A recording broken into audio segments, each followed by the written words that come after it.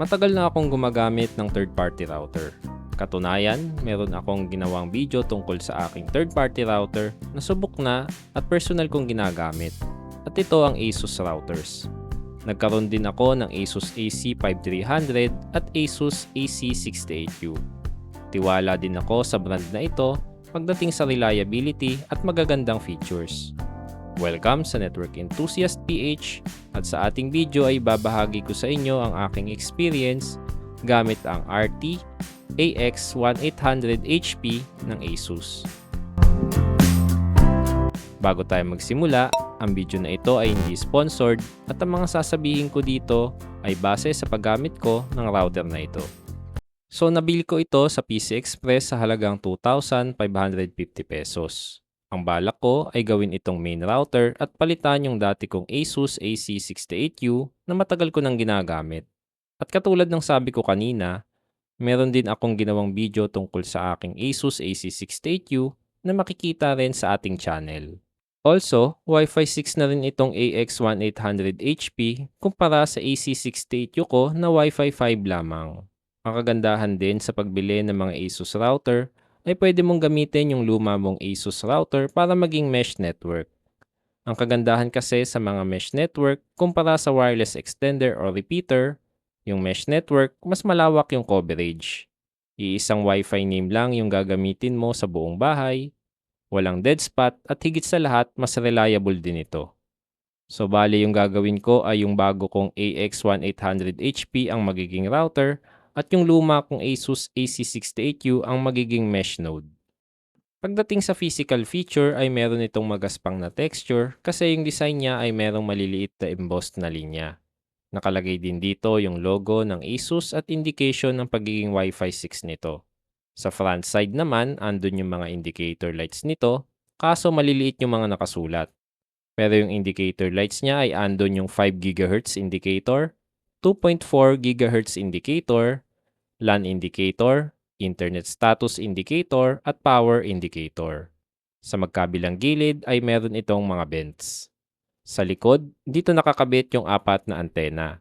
Andito din yung reset button, WPS button, power button, DC in para sa power adapter, 1 port at 4 na LAN ports na lahat ay gigabit.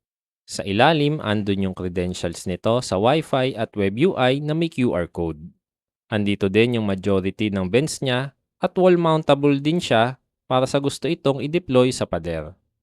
Pagdating naman sa Web UI, at katulad ng dating mga version na ASUS, niretain niya yung same look ng Web UI, maayos yung mga layout ng categories para madali mong makita yung mga option na hinahanap mo. Yung mga outstanding na features nito ay yung AI mesh para sa mesh networking, parental control na may selective device blocking at time scheduling, guest network na may bandwidth limiter, AI protection para sa malicious site blocking at infected device prevention, VPN setting, traffic manager, at iba pa. At sa performance, ito ang mga speed test result na aking nakuha sa 2.4 GHz band. Ito naman sa 5 GHz band. Please note guys na ang ginamit ko na device sa speed test na ito ay laptop na Wi-Fi 6 compatible, kaya yung bands na 2.4 GHz at 5 GHz ay nakakuha ng mataas na results. Ang internet plan din na gamit ko ay 300 Mbps na maximum speed. Ang speed test rin ay ating ginawa within 20 feet mula sa ating router. Pero despite na magagandang sinabi ko at magandang performance niya, ay meron din akong hindi mga nagustuhan. Katulad ng wala itong USB port para makabitan ng external hard drive, printer at iba pa.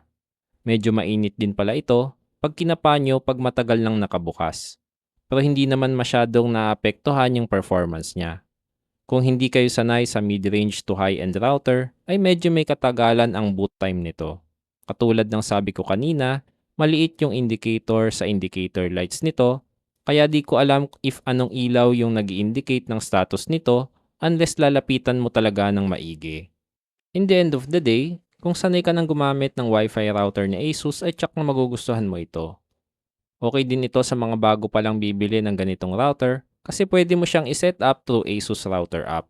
Kung pang AI mesh ang habol nyo na may mas malayong range, tamang choice si ASUS RTAX 1800HP dahil HP version nito, ito ay high-powered version na dinesign para sa mas malayong range. Ang presyo nito ay naglalaro between 2,500 pesos to 3,000 pesos as of recording of this video. Pero kung Wi-Fi 7 ang trip nyo under same price range, merong in-offer si TP-Link yung kanilang Archer BE220. So ayun yung ating review sa ASUS RTAX 1800HP. Kung may questions kayo, please let me know sa ating comment section. Nga pala, huwag niyong kalimutang mag-like at mag-subscribe at i-click yung bell icon dahil malaking tulong yon para masuportahan yung channel natin. Salamat sa panonood.